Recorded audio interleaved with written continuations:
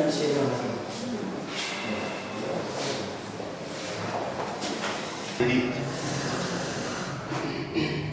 tungetoka Baraka asubuhi mapema, kama tungefika mardi kule kwa ndugu 7h à 8h.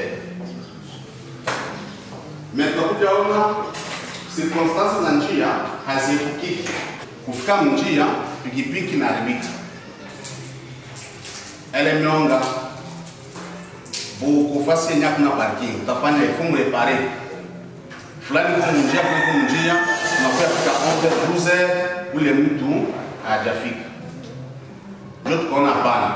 Mieux vaut participer bafike mardi magharibi. Si bote tulale hapa. Alafu mercredi asubuhi si wote tutakuwa hapa tuanze na 8h. À 10h30 tunafanya pause café.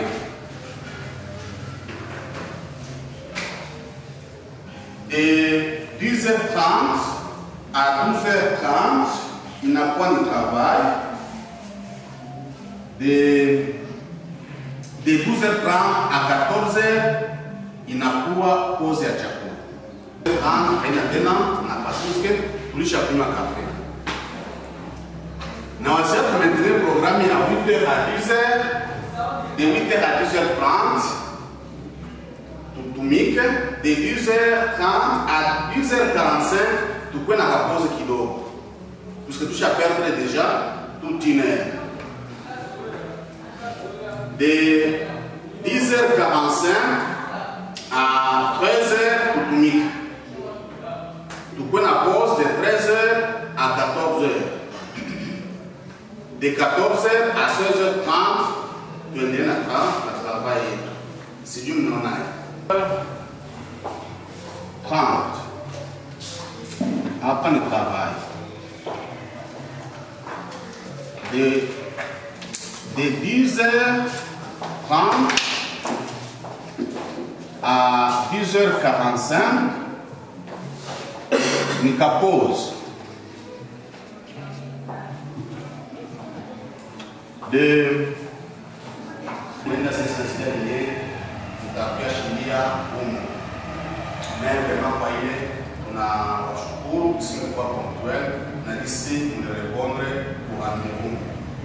tuko na séjour ya 2 jours, donc tuko hapa kuanzia leo mpaka kesho, soit na 14h, soit na 15h, pour que kwa permettre kurudia nyumba. Bon, mtalala hapa, sasa mtalala hapa, tutakula hapa na tutakunywa hapa. Maji tuko na 2 bouteilles par jour, sauf que tutakuwa na bouteille moja. Chakula tutakunywa chai, tutakula midi na magharibi tutakula. Wale wa externe ndio watapenda watakuja hapa na snare ndio nakula kisha anaenda. Wakijisikia tunakula kwao hakuna problem. Tutakupatia. Wale Baraka. Ile ni transport aller. Transport retour yiko. Transport retour yiko. Bon. Kuna siri, c'est entre nous, n'est-ce pas? Il faut mtakue hapa na kuna resolve kesho ataishi namna gani. Hapa ataishi namna gani. Donc, uka saluni kwa kidogo. Hawezi kufanya 2 jours hapa. Ukose kupitia msoko. Alielewe atafa wale na $14 kila mtu. Donc $14 par jour. Tuna tatizo moja mtatuliwa na haiko sisi ni monnaie inakuya mtapata njoo atakupatia. Transport ni $12. Donc, kuja, uko na 5,000 kuja, uko na 5,000 kurudi. Mtatusamea kufika parking mbele ya mlisa na transport, sitaweza kuwa kidogo, sitaweza kuwa mingi, mtatuelewa. Sisi benyeji hatuna transport kwa ndazi yangu, kwa kuna franga kwa kesi, mka ya ma difficulté, mtamona afunzwa juu ya concevoir na kuelaborer ma projet. Modile ziko, pana modile, oui, ya kungali kipande. Formateur alisema talana modile. Projet zilikuya, tunafelicite zile projet zenye zilikuya mkalite ya ma projet. Vraiment, il faut féliciter. mais kuko zingine projet zilikuwa sous forme ya barua. Sisi selile ya Minova tunalomba tutafanya mradi wa mbuzi. Mbuzi 20, mbuzi $50 fois 5. Tukakusainisha pour que quand même tuwe na données zenye zina correspond na kusema tuko na projet. Tulichukua projet ya kilimo na ufugaji tukaichana tukafanya projet agropastoral. Kuna wengine walilomba hektari moja 10.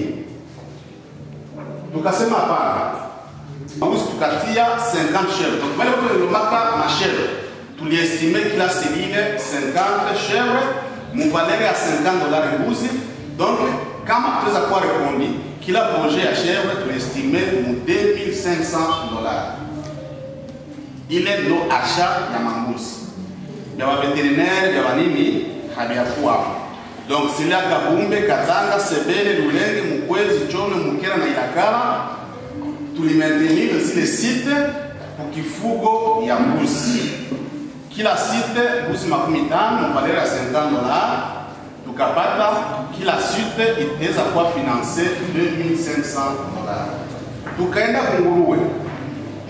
Tukaimagine tutafanya projet ya kalite gani? Est-ce que tununue nguruwe tupokeze mtu? Tukasema hapana. Sisi forward tufuge nguruwe. N'est-ce pas? Alafu zile nguruwe tupokeze wanamemba. Yaani kama Malinde ulilomba nguruwe. Tulipropose mule musite ya Malinde tukwe na vituo 3. Donc, dike 10 bebe moja. Si zinakuwa dike site 3, zinakuwa 13 tunaanza zikulisha sisi wanamemba. Nguruwe ni zile. Zile nguruwe zinazala, tunestime kama kila nguruwe zinazala 10 fois 10, inazala 5 fois 10 nguruwe 15. Tukipata nguruwe 15 usite moja ya nguruwe 10. Ile ingine site 50, ile ingine site 50, zinakuwa nguruwe 150 usimwa kuena. Kwenye tunapokeza sasa 50 beneficiaire nguruwe tunafanya kazi ya kabambe. Na ile majoritaire inabakia ni yenu mwenye bafuate pale. Turu ya pili mnapoza tena nyingine 150. Itakuwa kukia tu mwenye mchagulaka nguruwe Malinde tunakuwa basoliciter zenye zitazaliwa pia tupokeze kaunde kwa kulombaka tunawanunulia sasa mwenye tunakuwa producteur ba manguruwe kuzingine si. Mwa ile logique ndio tuliraisonner. Tutaweza tukasaidia 25 personnes en classe avec un crédit de $100.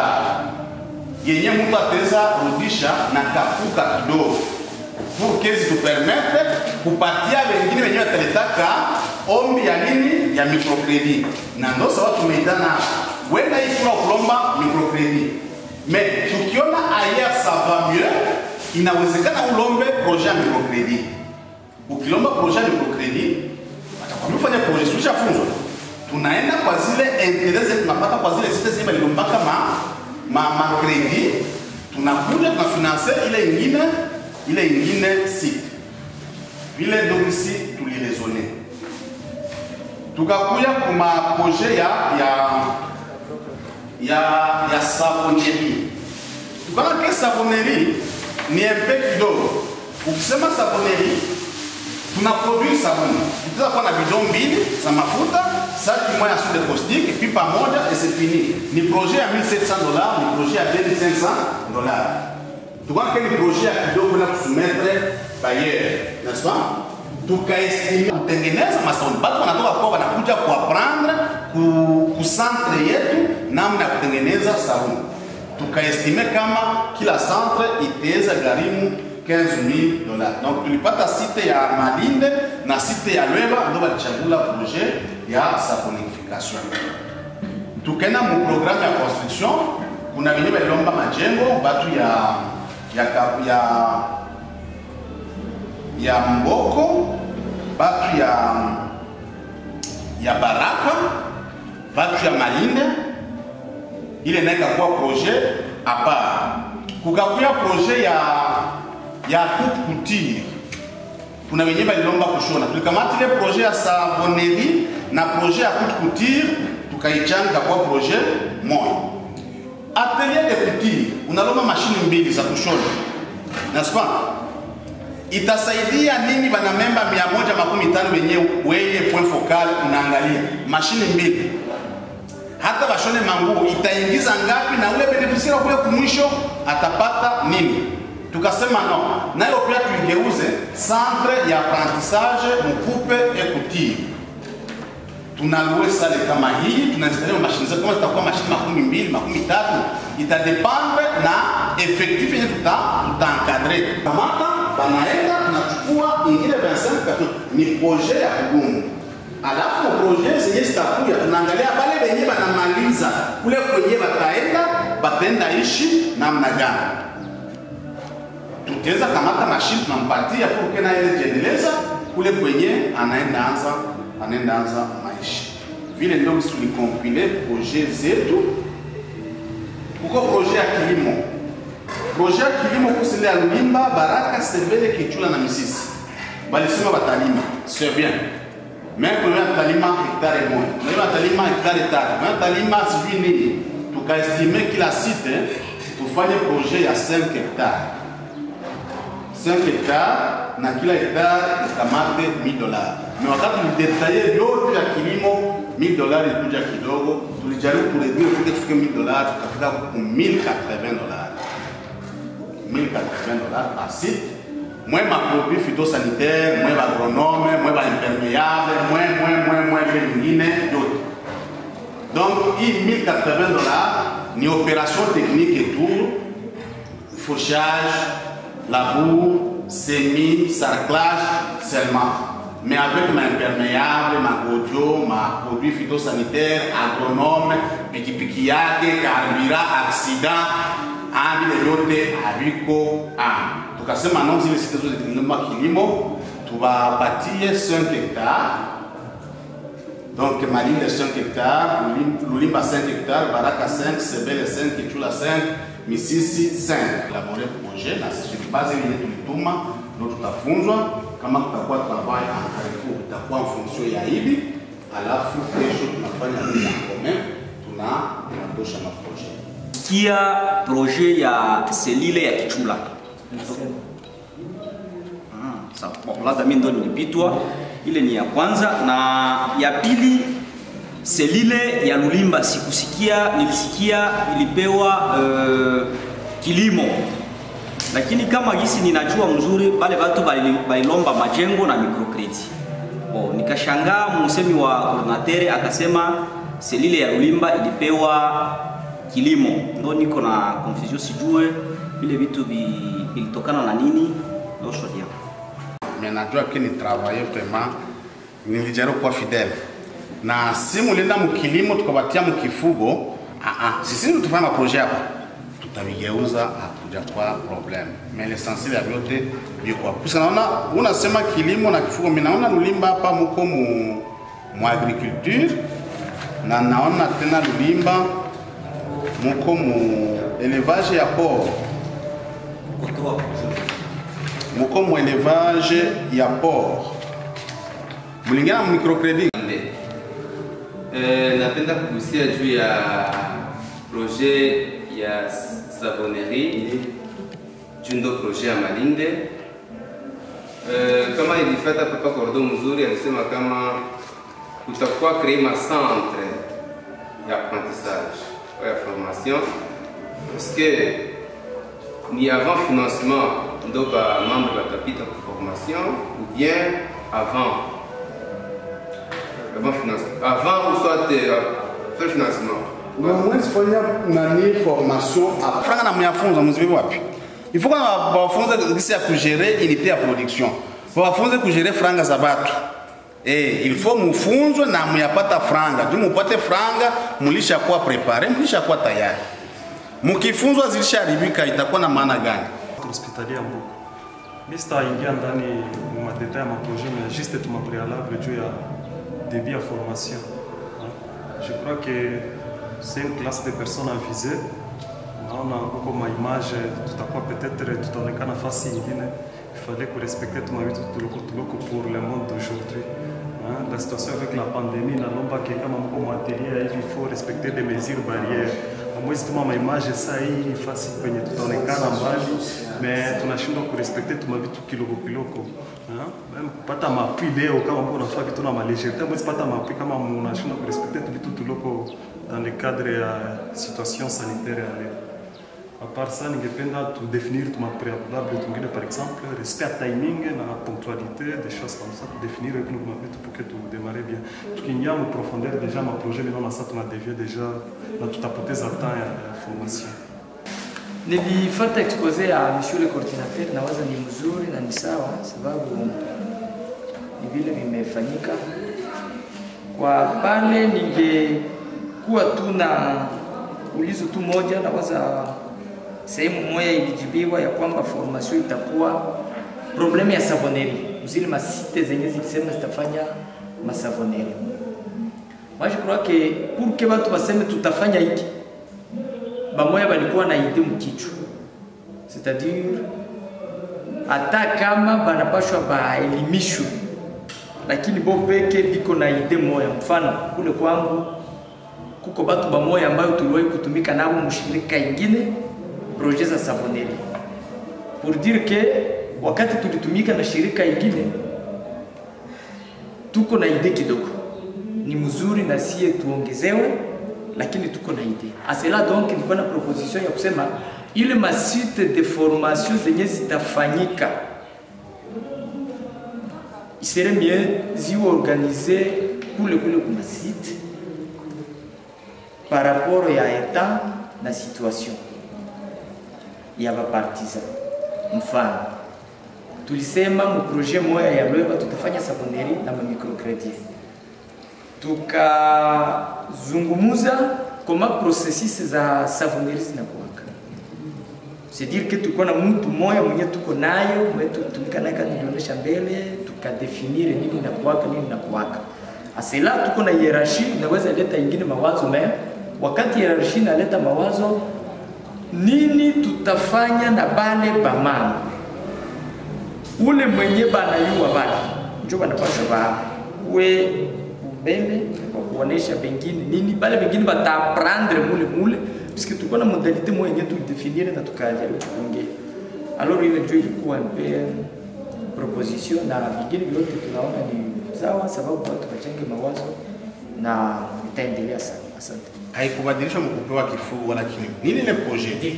Si mtaproduire sabuni, si wale watafunza watafanya pratique, mtaproduire sabuni. Na projet na définir zile sabuni mtaproduire, mtazipeleka wapi?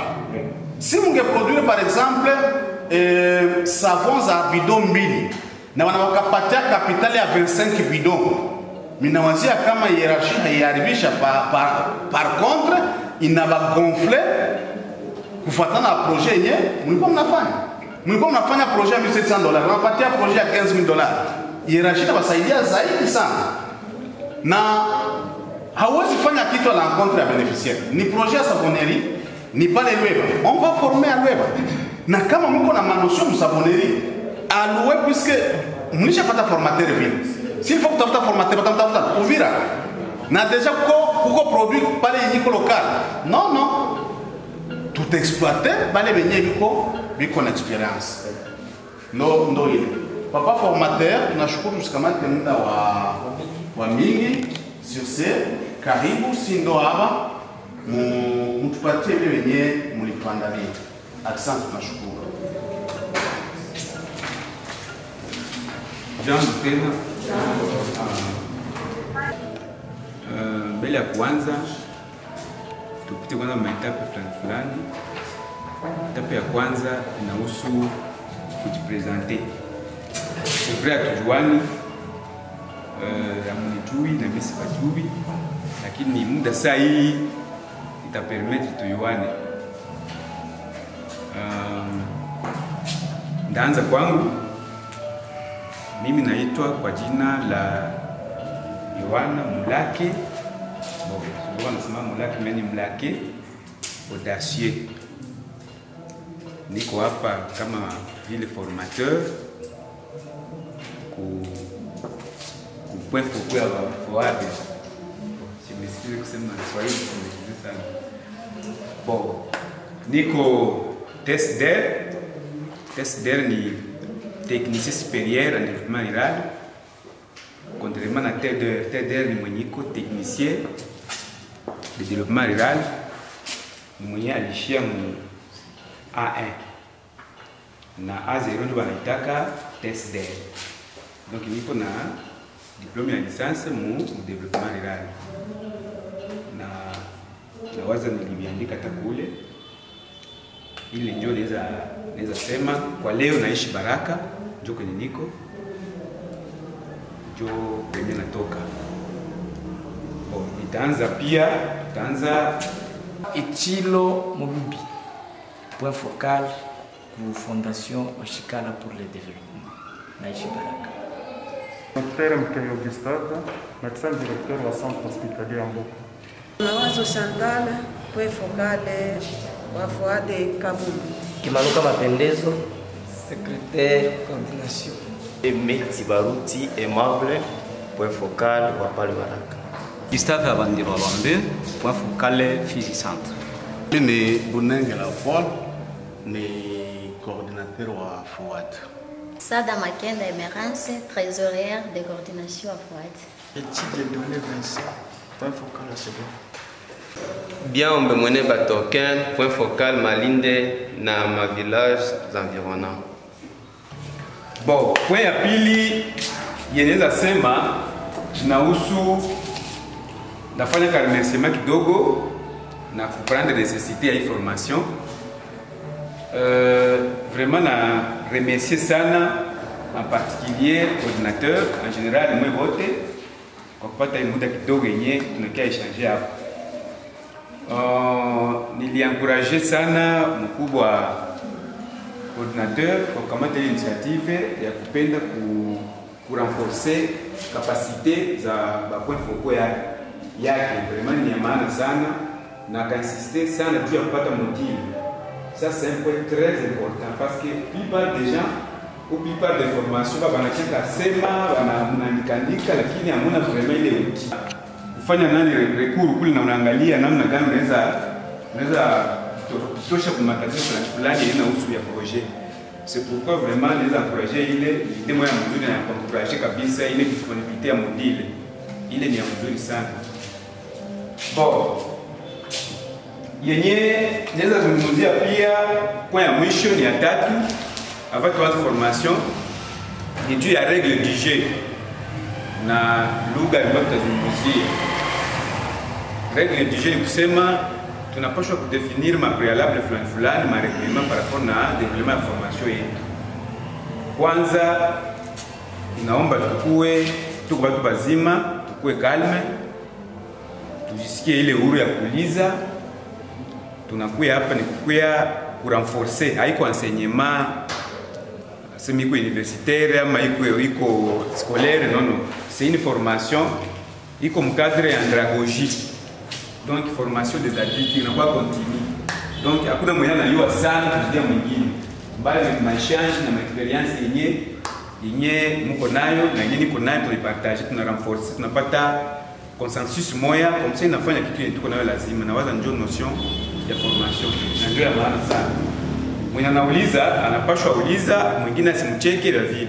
Kama anakosea unapandisha kidole, mbona pale unasema hivi, est-ce que hawezi kuwa hivi? Tunaangalia, tunarefleshir, tunafika point moja. Ile ni ya maana sana. Donc hakuna mwanajua sana kuzidia mwingine hapana. Ni exchange. Bon, ingine inahusu lugha. Ni Kiswahili sana kupitisha mara mingi kwa sababu vile sijui kama ile itaarrange. Kama kwa idée contraire tunaweza niambie. Nawaza ndio naweza zungumzia ile kama kwa idée par rapport na nani. Ces termes-là regorgent beaucoup de notions ou d'autres termes importants. Alors, nous allons commencer par ce que vous êtes. Quand on parle d'un point focal, Cela veut dire quoi? Point focal. Donc, c'est si nous disons point focal, oui, monsieur. Qui contrôle certaines cellules. Oui, oui. Il y a une idée contraire ou ajout? Oui, monsieur. Les points focaux, autrement dit, c'est le superviseur. Oui. D'une entité quelconque en rapport avec sa maison, soit. Comme nous sommes des FOAD, donc nous sommes les superviseurs des FOAD dans certaines entités. Oui. Ok. Il est considéré comme un chef d'antenne. Donc il supervise. La notion de supervision est incluse dans la notion de focalité, si vous voulez dire, de focal. Donc c'est celui qui est le numéro 1, il est le répondant par rapport à l'entité qui lui est confiée. Donc vous êtes des représentants, vous êtes en même temps des superviseurs pour les FOAD. Cela étant, la notion des projets doit nécessairement imposer à vous. Voilà pourquoi la formation a été initiée pour que vous ayez assez, que vous soyez outillés par rapport ou à notion, dans la notion de l'élaboration des projets. Parce que vous êtes des représentants. Ok, nous allons commencer par l'introduction. Ce module est constitué d'au moins 4 chapitres, je dirais 3. Les 4 là, c'est pour un exercice de projet. Nous allons voir d'abord la notion. La notion par rapport au concept. Souvent on parle des concepts qui sont relatifs au projet. Nous allons voir la notion par rapport à la conception, la notion par rapport à l'élaboration. Oui. Par rapport à la question posée et la réponse donnée par les deux gens, M. Monologue, Gustave et l'autre là.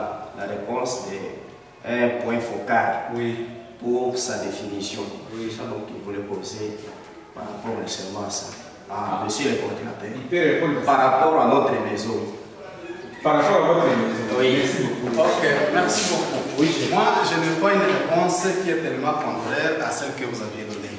Et il ne serait pas mieux de prendre la définition du dictionnaire pour définir qu'est-ce qu'un point focal. Un point focal, c'est un répondant de la coordination dans son entité déterminée. Oui, oui. Ok, merci. Ok, merci pour l'ajout. Il semble être régulé, les milieux qui semblent être régulés, la notion de l'élaboration des projets, c'est une affaire vraiment très importante. Pourquoi? Parce que les problèmes qui freinent le développement sont très nombreux. Si vous allez à Sebel, ou disons vous allez vous quittez ici, vous allez au fin fond là, vous vous rendrez compte de la nécessité d'une personne qui est outillée en matière de développement.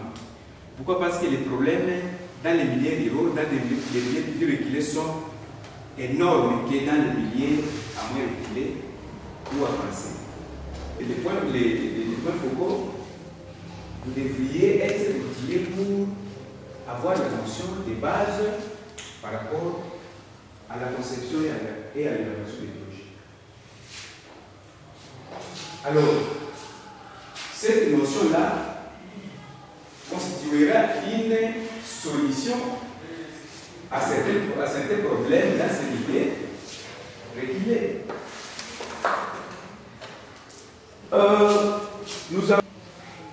Notre formation poursuit certains objectifs que nous avons même indiqués dans les modules. D'abord, c'est pouvoir initier les participants par rapport aux termes que souvent on utilise dans la notion de conception des projets. Il y a certains termes qu'on utilise et que vous, les points focaux, vous devez les comprendre nécessairement pour que vous ayez quand même, vous soyez au courant de ça. De temps à l'autre, les chefs vont parler des projets là, vous serez en train de les utiliser. Et quand vous les verrez dans les documents, vous allez les comprendre facilement. Pourquoi? Parce que vous êtes déjà informé de ça. Ces notions-là sont relatives aussi à la planification du développement parce qu'il n'y a pas une élaboration des projets ou une conception sans planification. Il faut qu'il y ait la notion de planification. C'est pourquoi vous devez savoir tout ça. Deuxième objectif,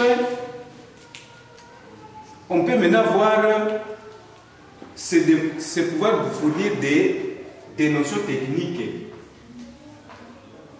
par rapport à ce que nous avons devant les calicots. Pour concevoir, élaborer, gérer, voire même suivre et évaluer certains projets. Parce que ça ne sert à rien de faire un projet et que vous n'avez pas évalué ça. Vous devez les évaluer. Après l'exécution, il faut l'évaluer. Pendant l'exécution, il faut faire les suivis. Et comment vous allez faire les suivis? Malheureusement, cette module est prévu pour l'élaboration, la conception. Les suivis, c'est peut-être après une occasion qui va se présenter, on pourrait se retrouver ensemble pour renforcer ces points-là. Donc, l'objectif de ces modules, c'est de pouvoir vous outiller pour que vous ayez des notions en matière de conception, d'élaboration et de suivi aussi des projets. Nous supposons que toute personne qui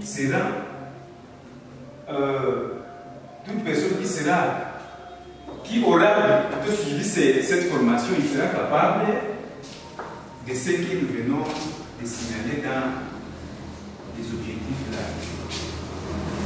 Normalement, la formation doit aussi impacter sur les différents niveaux, notamment au niveau du savoir, au niveau du savoir-faire, au niveau du savoir-être. Tout ça, ce sont des éléments nécessaires qui impactent sur les comportements de la personne qui a suivi la formation. Alors, la formation ne va pas seulement impacter sur seulement la connaissance, ça va être aussi pratique, ça doit influencer sur le plan pratique, sur le plan comportemental, la manière dont nous vivons, ça doit aussi nous refléter. C'est pourquoi nous avons parlé un peu par rapport au comportement des personnes qui suivront cette formation. Au niveau du savoir, nous allons voir les différentes étapes. La personne qui aura suivi ça, il sera capable de voir, de respecter les différentes étapes de la formation, de la conception. Il y a des étapes que nous devons nécessairement suivre. Et ces étapes-là, nous serons en train de les détailler au fur et à mesure nous avançons. À part ça, une personne qui a suivi cette formation sera capable d'être sensible aux problèmes. Sensible aux problèmes, ça veut dire quoi? Quand vous arrivez dans un milieu, vous faites l'analyse et vous décelez directement les problèmes qui se posent et les solutions en termes de projets. Les chefs vont parler là, si vous allez à... Les chefs, quand ils présentaient les projets là, vous avez... C'est comme si chaque antenne a parlé des problèmes que vous allez maintenant, vous avez transformé en projet. Parce que normalement, les projets, c'est la solution au problème. Alors, vous étant les points focaux et ayant suivi cette formation, vous serez capable et sensible aux problèmes là et savoir comment les résoudre. Mais aussi, il y a des problèmes par rapport à l'élaboration. Il il y a des problèmes, souvent des difficultés qu'on concerne, disons, souvent qu'on se raconte. Ces problèmes-là, nous supposons qu'on va les résoudre par rapport à la formation que nous allons suivre maintenant, ou aux matières que nous allons voir. Au-delà de ça, nous serons capables de faire quoi? Notre savoir-faire doit se manifester à la manière dont nous pouvons faire les lobbies, les demandes de financement, comment tout ça, ça doit nous caractériser, nous qui avons suivi la formation. Chef, vous qui avez fait plutôt la médecine, vous savez le diagnostic c'est quoi? C'est quoi, chef? L'étape qui vous amène à trouver la cause d'un problème, la cause d'une maladie, par exemple la médecine. Oui, oui, c'est ça. On va chercher, vous serez capable avec disons, vous avez déjà, moi je suppose que vous avez des gens qui sont derrière vous, chacun, à ce qui les concerne dans les milliers, et il y a les problèmes. Vous serez capable de faire un diagnostic, de faire une analyse des causes, des problèmes, et de chercher et de proposer des solutions y afférentes. Alors, vous ne serez pas capable de le faire si et seulement si vous n'êtes pas outillé. Vous devez être outillé en ces formations. À part ça, lorsque vous avez déjà fait une analyse, et là vous pouvez déceler maintenant un projet qui se rapporte à ça. Et ce projet-là, on va l'appeler le projet de développement. Parce que tout projet n'est pas de développement. Au niveau du savoir-être, nous devons avoir une certaine caractéristique. Quand on a suivi une formation pareille, nous devons être différents des autres qui peut-être qui ne l'ont pas suivi. Nous allons, la première des choses, vous qui auront suivi cette formation, vous allez faire quoi? Vous serez capable de travailler en groupe. Ça, c'est un groupe. Vous avez les coordinateurs, vous êtes bien organisé ici. Si on a pris la chèvre, disons l'élevage comme un projet, est-ce que nous avons fait ce pas d'une analyse? Est-ce que c'est un besoin réellement ou bien c'est sentimental? Si nous avons pris ce que vous avez dit là, vous avez parlé de quoi? Qu'est-ce que vous défendez là, monsieur? Oui, moi je parlais sur certains projets qui n'étaient pas figurés sur la liste là-bas. Oui, oui. Par exemple, quoi? Tel est le cas de la construction dans la salle. Oui, oui. La construction. Est-ce que vous avez pris les temps? Nous devons avoir un comportement qui est quand même conceptuel, hein, qui vient d'un consensus et qui nécessite réellement un besoin des gens avec qui nous vivons. À part ça, nous allons être capables de faire un repère, de repérer les problèmes, de les identifier et enfin, nous allons faire un inventaire. Ça va? Nous serons en train de faire quoi? D'innover. Un innovateur, c'est quelqu'un qui analyse les problèmes, qui l'observe, qui l'analyse et qui cherche les moyens nécessaires pour résoudre les problèmes là. Et quand vous faites une analyse, l'observation, et vous proposez des moyens, à ce moment-là, nous allons dire que les moyens là que vous avez proposés pour lutter contre cette situation, ça peut être un projet. Alors, donc, un point focal doit être un innovateur, quelqu'un qui amène une nouvelle initiative, une nouvelle connaissance pour faire développer. Vous êtes des développeurs, mes chers amis, c'est pourquoi vous devez avoir une vision d'innovation. Le chef va parler là une association qui gagnait un financement. C'est pourquoi nous devons vraiment être de cette sorte-là que nous devons voir, notamment la formation va nous impacter sur le plan intellectuel, sur le plan comportemental, sur le plan, sur tous les plans, nous devons vraiment refléter notre savoir dans tous les plans. C'est pourquoi nous avons essayé d'énumérer ces objectifs-là dans ces modules-là. Je pense que c'est par rapport à l'introduction. S'il y a un ça ne va pas, on peut les soulever et on change, on parle dans les choses. En fait, un concept, c'est une idée qui n'est pas encore développée. Oui. Un concept, ça peut être une idée ou... Oui, monsieur. Ou un mot-clé. Un mot-clé par rapport à un domaine donné. Parce que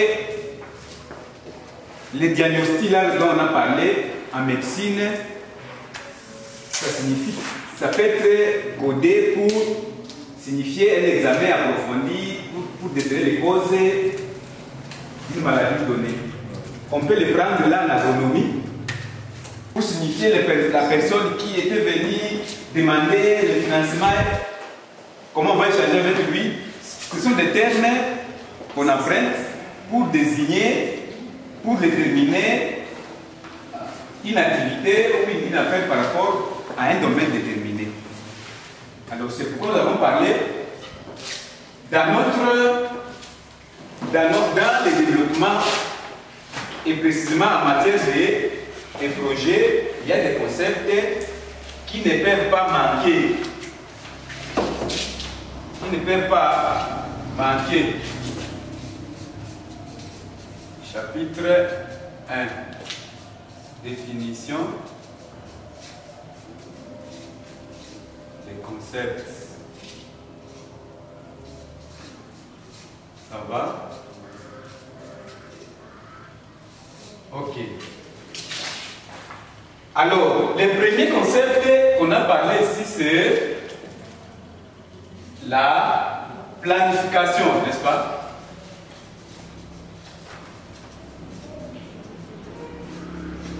Planification. La planification, c'est un concept qui sont aussi apparentés avec l'élaboration, avec la conception du développement. Alors, je ne sais pas si, qu'est-ce que vous pouvez comprendre d'après vous? Planifier doucement. Parce que souvent, il faut gérer son avis.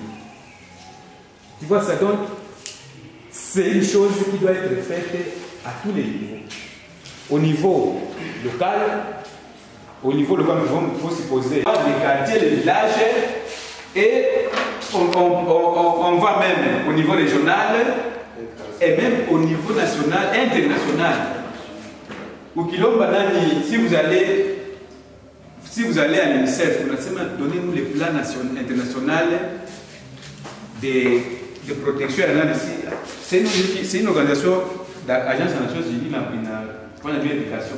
Par la partie Congo, on prévoit les vies. Voici 2020 ou 2021. Voici ce qu'on a fait. Voici ce qu'on va faire. Aucun homme qui charge dans le ministère, non, on a parti ailleurs. C'est ainsi de suite. Donc, les niveaux de planification varient selon les structures et selon les besoins et selon les secteurs d'activité. Et ce n'est pas seulement pour les organisations étatiques, même une structure locale qui est vous. À moins vraiment qu'on s'aille. Parce qu'il y a une responsable qui est vraiment organisé. On a ma vision. Parce que plan opérationnel est un man. C'est ce qu'on peut retenir. Unité opératrice nationale au niveau des nations. Oui, oui. IOI, unité opératrice internationale au niveau de plusieurs pays. Ah. Au niveau des nations, au niveau de plusieurs pays. J'ai une confusion là. Non, non, là, c'est comme s'il y a. C'est comme s'il y a une. Tuko polepole sana mai. Polepole. Niendelee. Polepole sana. Niko polepole. Ah.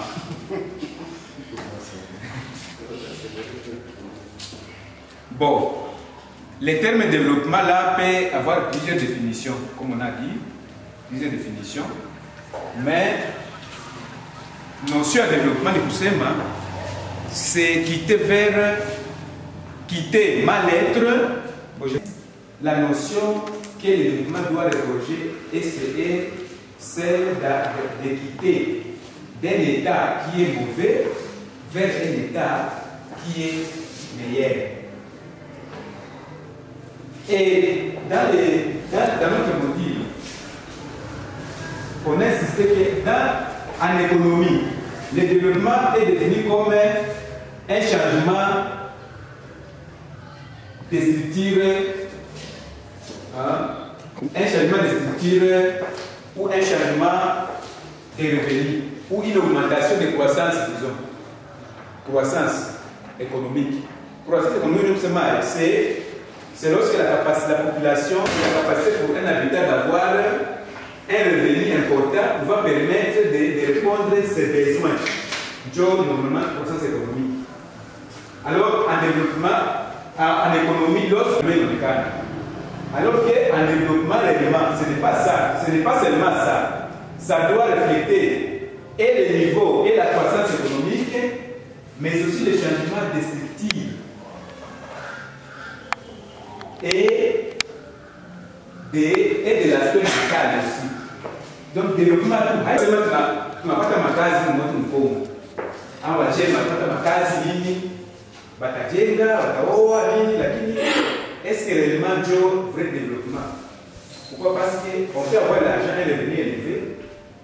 Soit, unaweza kuta mtu anapata ile fulani ndio anaenda oa sasa, anabisha mimba mingi. Anakuwa maana changement yake nani comportement yake inachange. Ou du moins unakuta politique ya gestion ya nchi comme mbaya. Mais déjà gagne l'argent, mais sur le plan mental, sur le plan structurel, les structures souffrent toujours. Un développement,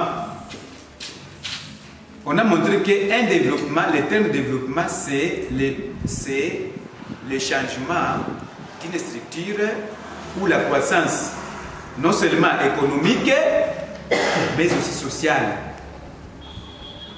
Ça va? Donc, le développement, c'est la croissance économique et sociale, avec des changements de toutes les structures possibles. Comme en administration, on a une à changer. Comme en agriculture, on a une à changer. Kama ni kujenga na kuna changer, mentalite ya watu na changer. Mtu anaweza kuwa na nyumba nzuri, tunajenga mzuri anakia nyamba huko. Huko mtu anaweza kuya huko na nyamba anakuyola huko. Banatia hiyo wese. C'est comme ça. Un vient me dire kama centre ya ile. Nyumba moja nzuri sana, bakatia makarama nini. Lakini watu ile nyumba mwingine kaingizwa kwa ya manunuzi.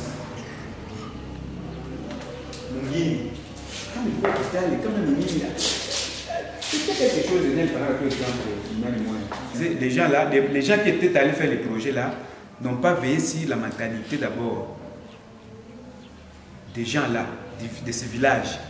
Il fallait d'abord montrer la nécessité, il y a eu les activités.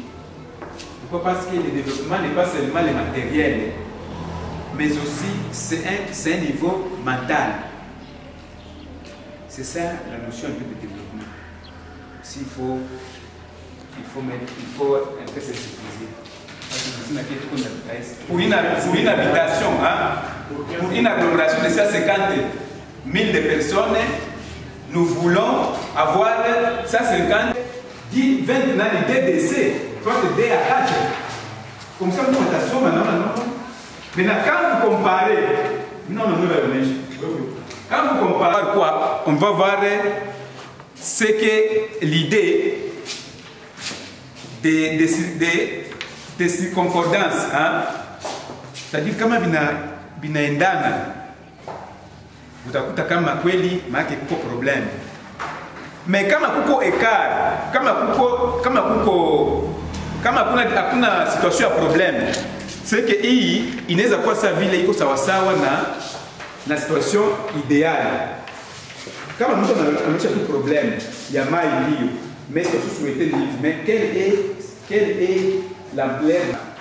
Il y a plein de problèmes pour qu'il n'y ait pas d'image vraiment d'assistance. Ça va? Pardon?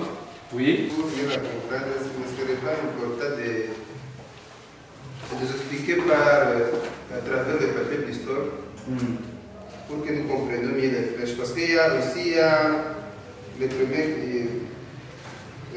schématisation. On dit situation vécue SV et la flèche va vers comparaison avec situation idéale. En dessous, on dit 1. Inadéquation égale problème. Oui. 2. Si concordance, il n'y a pas de problème. Ok. Puis, on fait SV, grand écart, SI, les flèches descendent. Ça, je ne comprends pas. Ok, nous voulons dire ceci. Ça m'a aidé moi, vu qu'on a dit qu'avant Pikumi. Ça va.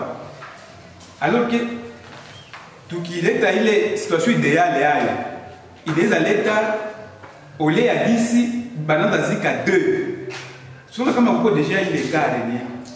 Sur base de l'écart, il y a une nécessité. Alors, quand akuna inadéquation signifie ce qui n'est pas proportionnel. Hein? C'est ce qu'on appelle inadéquation. Mais il y a un problème. Ah oui, c'est ma vie que tu as résoudre maille, mais maille, c'est le problème quoi? Je peux laisser ça par un exemple concret. Dans mon hôpital, par exemple. Je ne peux pas détailler tout ça, mais je vais parler seulement des schémas, des processus d'analyse d'un problème. Ça va? Les schémas là. Ici, nous sommes sur la page 26. Le schéma du processus d'analyse des problèmes. C'est là qu'on est, non? Oui. Alors, les problèmes, un problème c'est quoi? C'est un fait. Tel qu'il a relaté là. Les faits, il tourne à on a, il m'a dit, il m'a ici. Situation vécue. Oui, c'est une situation vécue. Mais elle est capable de produire deux. C'est pour vraiment problème. Manquement, il y a deux tâches. C'est un problème déjà. Dans les faits. Maintenant, on doit voir quels sont. Ça, c'est un problème déjà. Tu vois que dans les problèmes, il y a aussi, dans les grands problèmes, il y a des sous-problèmes sous-jacents. Des écoliers, des renforcés, alors, il faut relever les causes aussi qui déterminent ça. Les conséquences. Hein? Oui. Vous voyez les flèches? Les conséquences, par exemple, c'est les mauvaises conditions hygiéniques à l'hôpital, par exemple. Vous voyez tout ça? Une salle qui devrait être nettoyée par 40 litres, elle est nettoyée par 10 litres. C'est ça. Et ça peut même entraîner des maladies aussi, des maladies. Ça peut entraîner même des infections. Alors, maintenant, vous voyez les problèmes, c'est ça les faits, leurs causes et leurs conséquences. Maintenant, quand on analyse les faits, les causes et les conséquences, on va maintenant proposer des solutions. Ces solutions, nous allons les appeler les projets. Les projets vont venir maintenant pour faire quoi? Pour débattre, pas les faits, mais les causes. Les causes là, on va les transformer en solutions. C'est-à-dire quand on dit il y a une absence d'approvisionnement de l'eau, c'est-à-dire on peut même mettre un dispositif de captage d'eau. Soit il y a 10 hein? 100 millilitres. Non, 10 millilitres formulés de sorte qu'elle enraye les causes qui sont à la base. C'est-à-dire les solutions là. C'est pourquoi il faut bien formuler les titres du projet. Ça va? Parce que les solutions là doivent amener à ce que les problèmes disparaissent ou même diminuent. Si on n'est pas motivé. Donc il faut se proposer des vraies pistes de solutions. Oui, oui. À part ça, nous allons parler des... Parce que ce que nous étudions, concrètement, Joe, d'ailleurs, je tire l'attention pour faire une parce que Joe pratique. Ça, c'est même, ça, c'est bon. D'ailleurs, on a dit à Missouri, tu gagnes un joie. Tu gagnes un joie.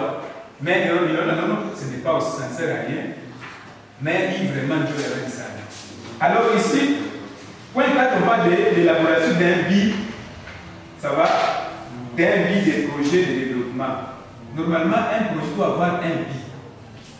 Est-ce que BIT, il est à quoi dire? BIT, c'est quoi?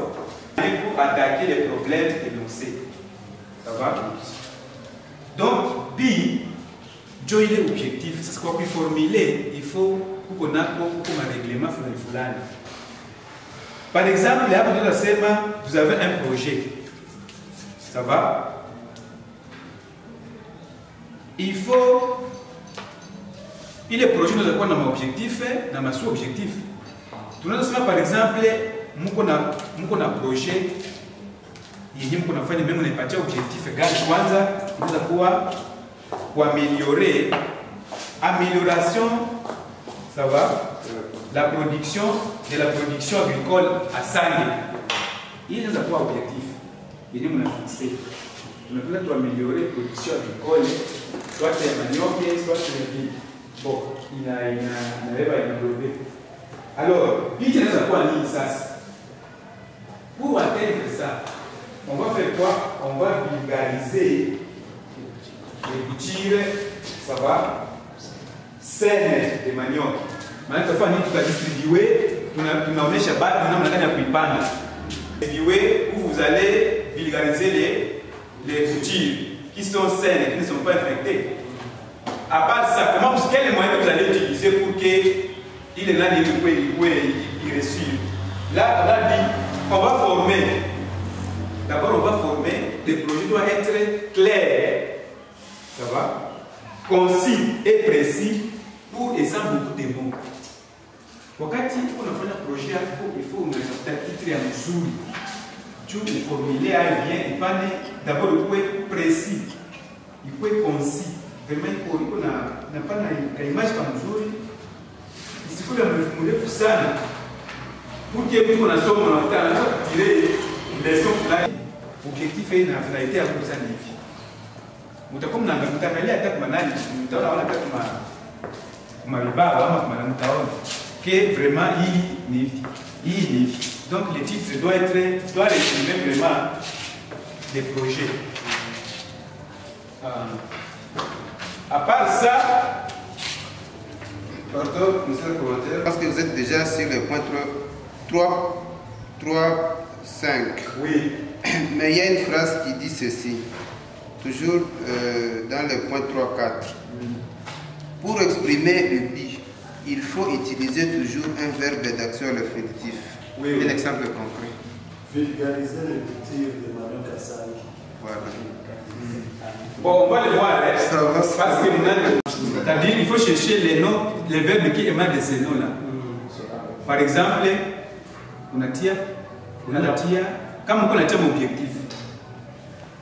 Mais pour titre à projet, on a tia ma substantif. Par exemple, si vous voulez améliorer le rendement agricole, il est l'objectif. On a amélioration du rendement agricole, on a formulé mon objectif. Mais pour les titres, on peut dire projet d'amélioration. Mais on ne peut pas dire projet d'améliorer. Les substantifs changent en verbe, les verbes aussi changent aussi en substantif. C'est là le cas. C'est ça, oui, c'est très important. Oui.